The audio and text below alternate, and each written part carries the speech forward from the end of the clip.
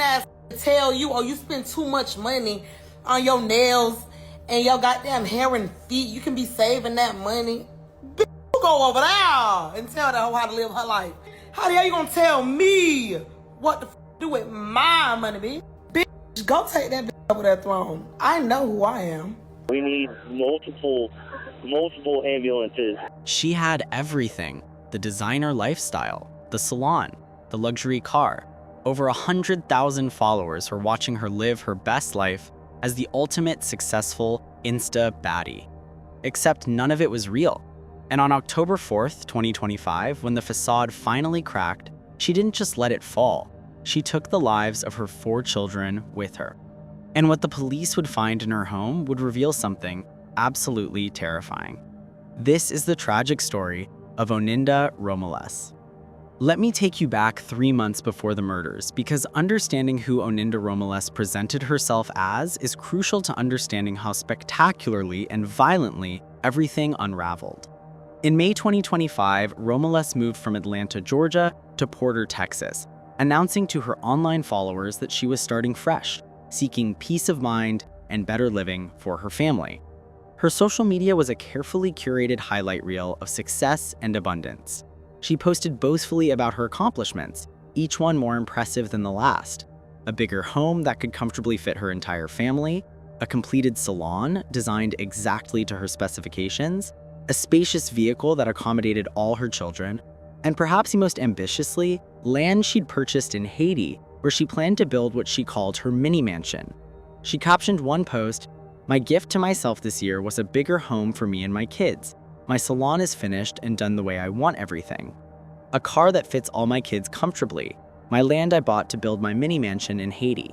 The best gift I ever gifted myself was peace for 2023. But here's what makes this story even more twisted. Romoles presented herself as a tax preparer, a legitimate businesswoman helping people navigate the complexities at the IRS. It was the perfect cover story. It explained her income. It explained why she had access to personal information. It explained the printers, the paperwork, and the constant business she was conducting from her home office. Except she wasn't preparing taxes. She was running one of the most extensive identity theft operations investigators had seen in recent memory. Now, I need you to imagine something. Imagine living a lie so elaborate, so all-consuming, that every single aspect of your life is fraudulent.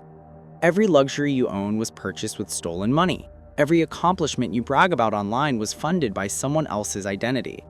Every time you post a picture of your beautiful home or your thriving business, you're essentially advertising your crimes to the world. The cognitive dissonance alone would be crushing. The constant fear of being caught would be paralyzing. And when you have 5 children depending on you, children who need to be fed, clothed, educated, kept quiet about what they might see or hear at home, the pressure becomes a fuel keg waiting for a spark. That spark came in the early morning hours of October 4th, 2025. But let's talk about what led to that moment, because there were warning signs. Crocs in the perfect Instagram facade that, in retrospect, were screaming red flags. Just weeks before the shooting, Romoles posted cryptically, "This past week, the devil has sent his minions to irritate and annoy me. I'm just glad I ignored them because the way I'm heading, it's jail or hell. Thankful I've made it this far." She posted other messages too, revealing a growing exhaustion and resentment. Messages about being tired, about people disrespecting her, about not letting her children, quote, stop her life. And here's where we need to talk about something deeply uncomfortable. According to investigators, Romoles had been expressing increasing frustration about how her children were interfering with her business, the fraud operation that was funding her entire lifestyle. 5 children from multiple relationships, many with fathers who had serious criminal histories themselves, one convicted of attempted kidnapping, another arrested for murder. This wasn't a woman with a stable support system. This wasn't a woman who'd made good choices in partners or life decisions. This was a woman who'd been spiraling for years, making increasingly desperate and dangerous choices until finally, she made the most devastating choice of all. 12 years ago, when her oldest son, Ocario Covington, was just a baby, Romoles appeared on Lauren Lake's paternity court seeking to determine which of 2 men was his father. She tested 2 men, her longtime boyfriend Dwayne Seymour, and a friend she had briefly been involved with, Jeremy Covington. The dramatic reveal shocked everyone. Neither man was Ocario's biological father. Even back then, Judge Lauren Lake called out Romulus's behavior, accusing her of, quote, working each angle and manipulating both men. And here's the tragic irony. Romulus said during that episode that she had grown up without a father and desperately wanted her son to have one. She said she wanted stability for her child. She said she wanted to do right by him. 12 years later, that same son, Ocario Covington, now 13 years old, would become one of her victims. So what happened that night? Around 12:48 in the morning on October 4th, 2025, Romulus loaded her 4 youngest children into her white Audi and drove approximately 1 hour from her home in Porter to a gas station along State Highway 288 in Angleton, Brazoria County. Why Angleton? Why drive an hour away from home? Was it to distance herself from the crime scene? Was it to give herself time to think or time to go through with it before she could change her mind? We may never know the answer to that. What we do know is this. Sometime during or before that drive, she shot all 4 of her children at close range while they were inside the vehicle. 13-year-old Ocario Covington, 9-year-old Kyle Romulus, 8-year-old Trevelle Donner, and 3-year-old Amara Chappelle. Just a baby, really. All 4 were shot while trapped in an enclosed space with the person who was supposed to protect them above all else. When she arrived at the gas station, surveillance footage captured her pulling up to pump number 2. She exited the vehicle calmly, methodically filled her tank with $56 worth of gas, paid, and then she made the call. We need multiple ambulances. That's what deputies heard when they arrived, the desperate urgency of first responders trying to save whoever could still be saved. Inside the Audi, they found a scene of unimaginable horror. Ocario was slumped in the passenger seat, already gone. Little Amara was in the back, covered partially by a white sheet, also deceased. Kyle and Trevelle were still clinging to life, gasping, bleeding, in critical condition. Deputies immediately began life-saving measures while calling for multiple ambulances. The 2 surviving boys were airlifted to Memorial Hermann Hospital in Houston, where, against all odds, they would stabilize and eventually recover physically. Mentally, emotionally, that's a different story entirely. And Oninda Romulus? She was standing beside the vehicle, calm and detached, as if she'd simply reported a fender bender. When deputies approached her, she backed away slowly, mumbling incoherently. "They're with the devil," she said. "They're dead to me." She was detained without any resistance, placed in handcuffs, and transported to jail for questioning. What Oninda Romulus told investigators in the hours following her arrest is where this case transitions from a family tragedy into something that feels almost supernaturally in its horror. The interview took place at the Brazoria County Jail, and from the beginning, Romulus displayed clear signs of severe paranoia and possible psychosis. She kept glancing at the door repeatedly, as if expecting someone or something to enter. Her responses were disjointed, jumping from topic to topic without a logical connection. But certain phrases kept emerging, repeated like a mantra she'd convinced herself of. When interviewers asked her what happened, why she shot her children, she responded with a statement that would become the centerpiece of this entire case. "Instead of them doing it to me, I'm going to do it to them." The investigators pressed her. Doing what? What exactly did she think her children, including a 3-year-old baby, were going to do to her? Her answer was chilling in its simplicity. "Kill them all. You can't take me without taking you." But here's where it gets even stranger.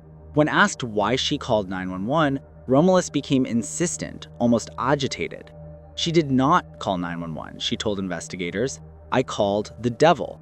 She genuinely believed, or wanted investigators to believe, that instead of dialing 911 for emergency services, she had somehow summoned Satan himself. And when asked about her children, she repeated again that they were with the devil now, that they were dead to her. Now, there are 2 ways to interpret these statements, and both are deeply troubling.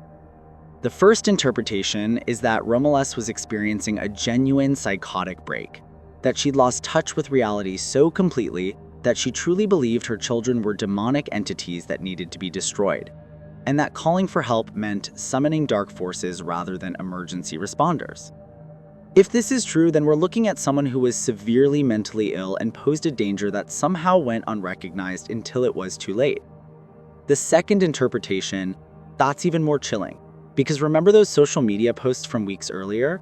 This past week, the devil has sent his minions to irritate and annoy me. What if the devil talk wasn't psychosis at all, but rather a carefully constructed narrative? What if Romeless, knowing she was cornered, knowing her fraud operation was unsustainable, knowing she was heading for jail or hell, decided to create an insanity defense before she even committed the crime? What if the devil made me do it was premeditated excuse-making? I'm not saying I have the answer, but let me know what you think in the comments. Mental health professionals and the courts will ultimately determine her competency and mental state. While Romeless was being interviewed, investigators were executing a search warrant at her Porter home, initially looking for a fifth child who remains unaccounted for to this day. That 17-year-old's whereabouts remain unknown, and family members have claimed ignorance about where this teenager might be. But what investigators found during that search would add an entirely new dimension to this case. Throughout Romeless's office, master bedroom, master closet, and even her kitchen, deputies discovered the infrastructure of a massive identity theft operation. A search of her home found an ID theft operation with Romulus's photo on several different ID cards with different names. 33 social security cards, 33 separate identities, all bearing different names than Romulus's own. 31 were found in her office alone, with one in her closet and one in her bedroom. 48 identification cards. Now, here's where it gets particularly brazen. Some of these IDs had Romulus's own photograph, but listed completely fabricated names and information.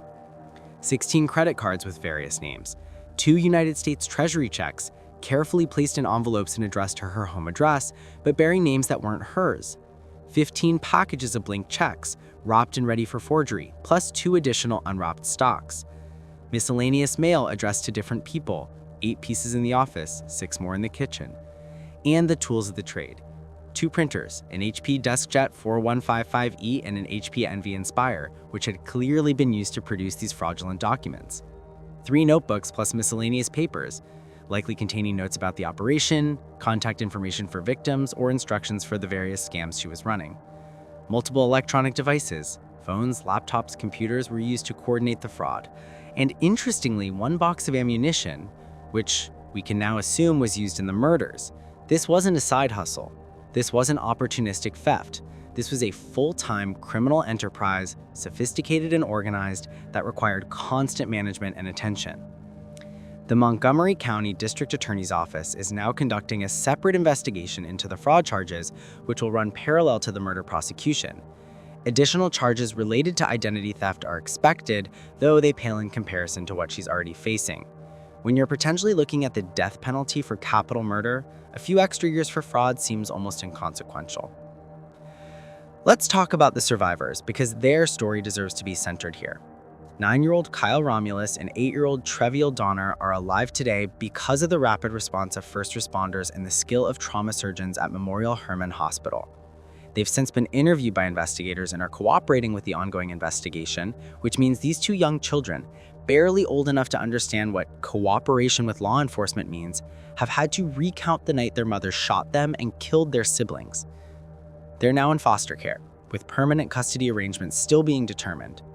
They've lost their siblings, they've lost their mother, even though she's still alive, they've lost any sense of safety or security they might have had. Child Protective Services is now involved in planning a public fatality report upon completion of their investigation, which will hopefully provide some answers about whether there were missed warning signs or opportunities for intervention. Remember, Romulus had 1 prior contact with CPS, though details remain confidential. Was that contact related to the same concerns that would ultimately manifest in this tragedy? We don't know. Were there other reports that didn't rise to the level of intervention? We don't know that either. What we do know is that neighbors in Porter described Romulus as quiet and barely interactive during the few months she lived there.